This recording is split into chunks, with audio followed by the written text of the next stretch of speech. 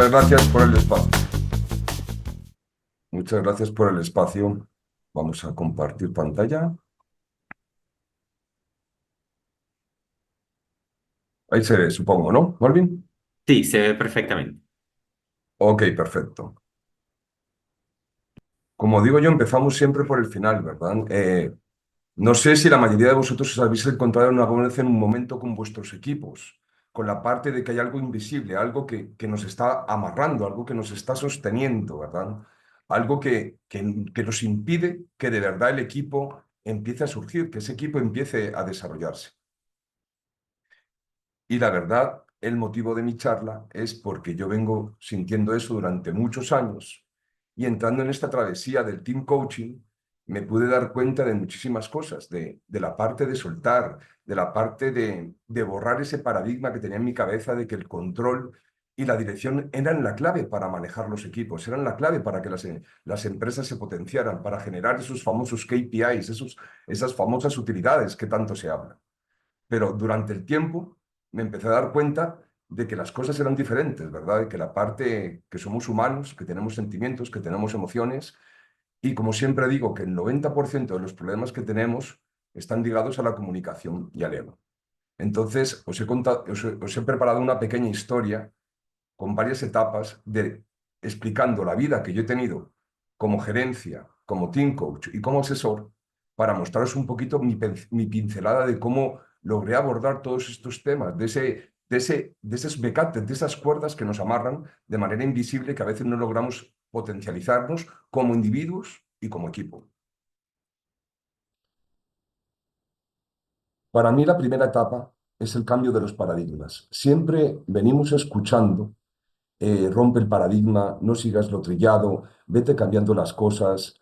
Pero claro, muchas veces venimos de una familia de cierta manera, venimos con una cultura empresarial de otra, venimos de empresas que vienen con ciertos paradigmas, que vienen con ciertos debe ser.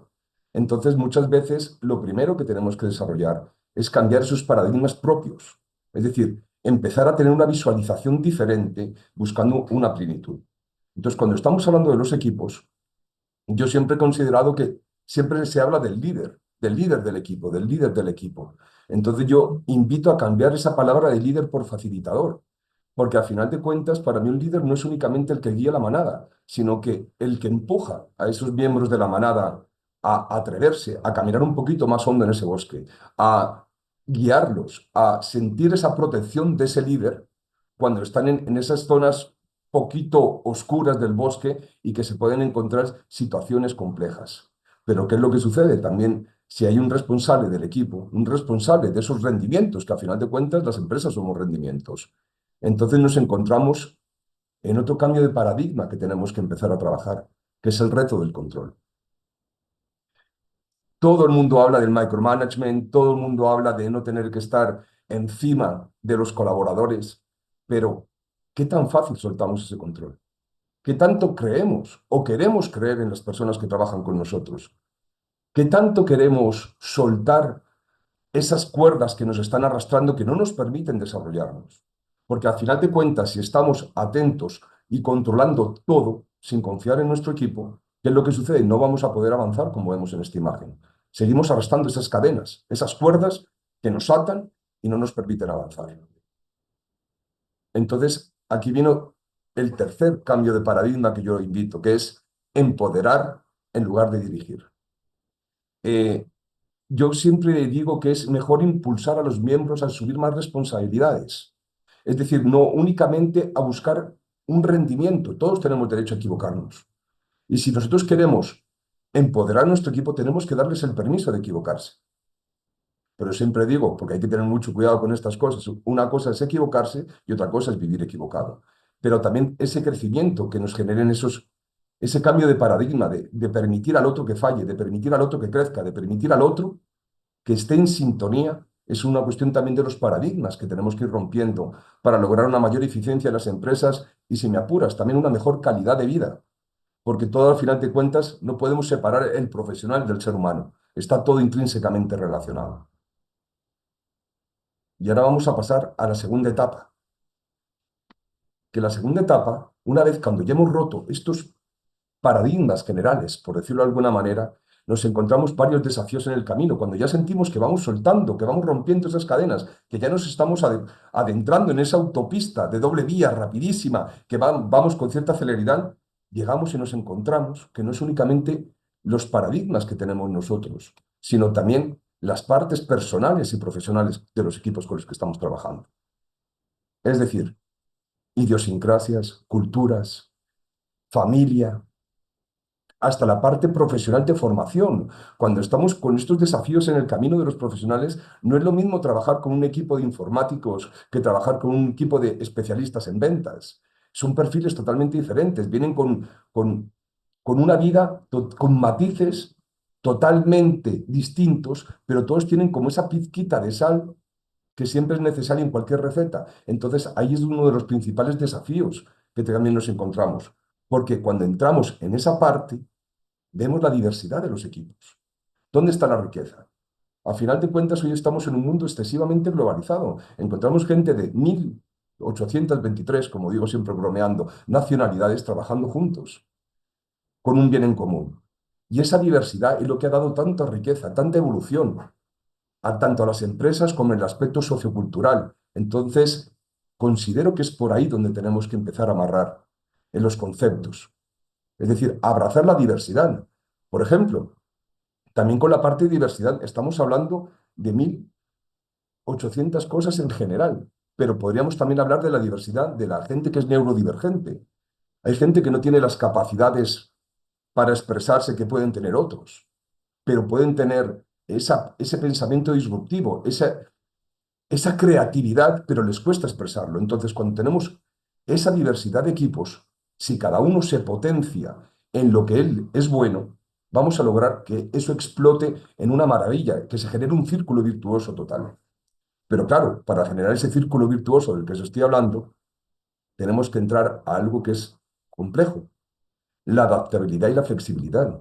Porque muchas veces queremos que el otro piense como nosotros, muchas veces queremos que el otro se desarrolle, pero si no quiere desarrollarse, si le da mayor importancia a otra área de la empresa, si le da mayor importancia al equipo que al resultado, o al resultado que al equipo, entonces ahí es donde viene, buscar esa simbiosis, como una remora cuando va con el tiburón. Es decir, al final de cuentas, esos comportamientos simbióticos de, siempre hablamos de respetar la opinión.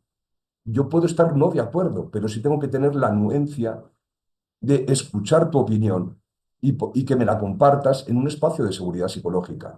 Por eso estos desafíos del camino a veces se vuelven tan complejos. Una vez que ya hemos pasado esta segunda etapa de los desafíos del camino,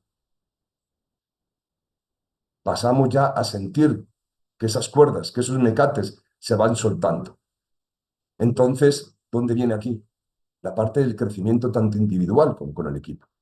Que este tipo de lecciones aprendidas las he llevado a cabo tanto en mi vida profesional como en este camino de team coaching, viendo equipos totalmente diferentes, interdisciplinarios. Tan pronto estás trabajando con una parte directiva especializada en un área, como que estás hablando con varios directivos de diferentes áreas que están buscando unos objetivos individuales o grupales, que es lo que siempre preguntamos, ¿no? Entonces, hay algo muy de moda que siempre decimos, hay que escuchar activamente. Normalmente venimos codificados que estamos oyendo para responder. No estamos escuchando de verdad el mensaje que nos están transmitiendo. Y por otro lado también, hay un término que se ha puesto muy de moda, que es la comunicación asertiva. Y yo me he acuñado el concepto de traducción asertiva. Para mí la diferencia entre la traducción asertiva y la comunicación asertiva es hacer la traducción del mensaje al otro. ¿A qué me refiero con esto? Si es un alemán el que está conversando con un latinoamericano, lógicamente la tonalidad, cómo gesticule, cuestiones de ese tipo, va a haber un sesgo en la comunicación, va a haber una ruptura. Entonces ahí es donde meto en la tabla la parte de la traducción asertiva. Es decir, escuchar lo que me está transmitiendo de mensaje y también tener mucho cuidado con la parte de la comunicación paraverbal. Es decir, nuestra gesticulación, cómo si estamos para adelante, si estamos para detrás, cómo colocamos las manos y cuestiones de ese tipo. Entonces yo creo que también es parte de responsabilidad de los equipos y de los líderes y también de nosotros, de los team coach, dar esas pinceladitas para lograr que esa escucha sea de verdad activa. Otra parte que me parece muy interesante en este mundo del team coaching, del manejo de habilidades blandas y equipos, es la parte del crecimiento mutuo. En mi experiencia, normalmente te llaman para que les ayudes a solventar unas situaciones. Y ahí tengo un secreto, no tenemos la pomada canaria, no tenemos la píldora que cura cualquier enfermedad. Nosotros en cada proceso crecemos, no es únicamente el equipo. Nosotros los team coach aprendemos de los equipos. Eh, Nosotros los team coach también en la parte de las lecciones aprendidas es importante que nosotros siempre vamos a llevar un esquema de trabajo, pero ese esquema de trabajo en el 90% de las veces no se va a cumplir porque estamos trabajando con seres humanos.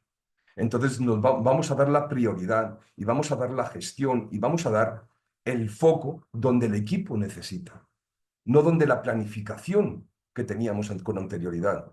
Porque eso es lo que nos pasa hoy en día. A veces queremos ser extremadamente estructurados y no estamos llegando a las causas raíz. Entonces, la causa raíz yo creo que es el crecimiento mutuo, es decir, que es el objetivo que está cumpliendo el team coach en esa sesión. Y otra cosa, ¿cuál es el objetivo del equipo, no del team coach?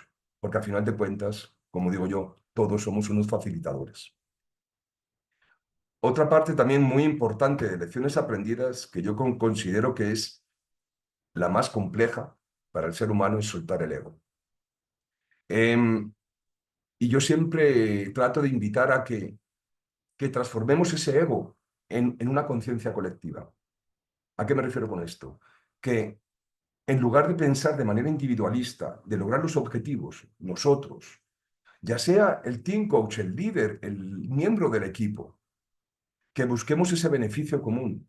Si buscamos ese beneficio común, al final de cuentas nos podemos convertir en un equipo de alto rendimiento, porque al final en un equipo de alto rendimiento el ego se subordina al crecimiento, el ego se subordina a la confianza mutua.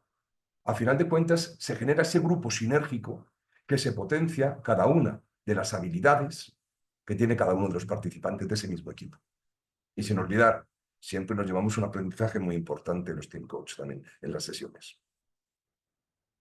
Y como dicen por último y no menos importante, o por último y más importante, muchas veces cuando hemos pasado todas estas etapas que os estaba comentando, porque apenas es una pincelada de lo que se desarrolla y de lo que uno como persona y como profesional va creciendo, es esa travesía, ese camino, cuando ya sientes que ya has roto ciertas caderas, esos juicios, esa parte, entonces empieza a aparecer en ti un empoderamiento y una autonomía. Pero ese empoderamiento y autonomía es un catalizador de una evolución. No es desde el ego, es una cuestión de una búsqueda constante de información, una búsqueda constante de estar a servicio, que yo creo que esa es la filosofía de un equipo, estar a servicio del otro. Es decir, yo estoy empoderado, yo tengo autonomía, pero yo me debo a mi equipo, yo me debo a esa manada de los globos que estábamos hablando, ¿no? De que logremos capturar ese alimento para llegar a buen puerto, ¿no? Luego, en esa travesía también nos encontramos la construcción de resiliencia. Últimamente nos habla mucho de ser resiliente, ser resiliente. Oye, ¿cómo lo vas manejando? Es que no, hay que ser resiliente. Nos tenemos también que tener el derecho a veces de no ser resilientes. Muchas veces no estamos preparados para ciertas noticias. Muchas veces no estamos preparados para una circunstancia del mercado. Por ejemplo, lo que nos pasó con el COVID. Entonces, no es el punto de tener siempre resiliencia. Es de ir construyendo esa resiliencia paso a paso y de manera firme. Y también, nuevamente, permitirse el derecho a equivocarse y confundirse, pero con la obligación ante los tuyos de volver a levantarte y llevarte el aprendizaje. Como dijo Buda, si vas a perder, que no pierdas la experiencia.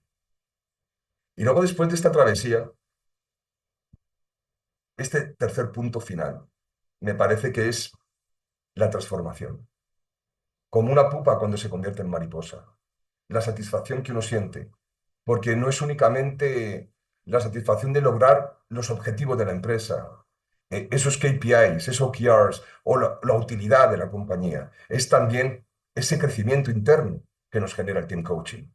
Porque las herramientas que se brindan durante las sesiones no es únicamente para un buen desempeño en la empresa, sino también como ser humano. Porque vuelvo y repito cuando empecé, la comunicación y el ego para mí es el 90% de los problemas que tenemos. Y lo más gracioso que he ido aprendiendo en este mundo de las habilidades blandas, lo corporativo y todo este tipo de asuntos es que el viaje no termina al romper las cadenas, sino cuando aprendemos a caminar sin ellas. Entonces ahí es donde viene el verdadero paradigma que tenemos que romper y pensar que esas cadenas que tenemos están en nuestra mente. Y esos son los cambios que de verdad tenemos que generar. Mi nombre es Pablo Martín, trabajo con Disruptive y me gustaría terminar con una frase de Séneca. Largo es el camino de los consejos, breve y eficaz el de los ejemplos. Muchas gracias por esta sesión y cualquier pregunta estoy presente.